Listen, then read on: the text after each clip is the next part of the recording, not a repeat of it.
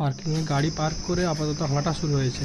প্রায় 1.5-2 kilometre incline রাস্তায় হাঁটার পরে দেখছি এখন মন্দিরের সিঁড়িতে ওঠার আগে টিকিট কাটতে হবে। 5 টাকা করে। 5 টাকা করে।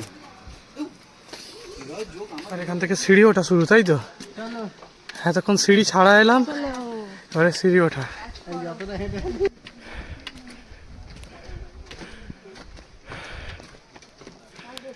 সমস্ত ভগবানের উদ্দেশ্যে একটাই প্রার্থনা, পরের জন্ম থেকে একটু নিচের দিকে বসবাস করো, তাই তো? ভগবানের দর্শন নয়, তুমি ভগবানকে ছুঁয়ে দেখতে পারবে।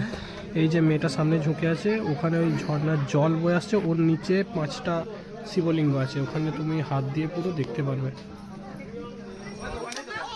এবারে নামার পালা, আর নামতে নামতে ম্যাডাম হাঁপিয়ে গিয়ে কোলা নিয়ে নিয়েছে একটা। এই যে ম্যাডাম কোলা খেতে খেতে যাচ্ছে।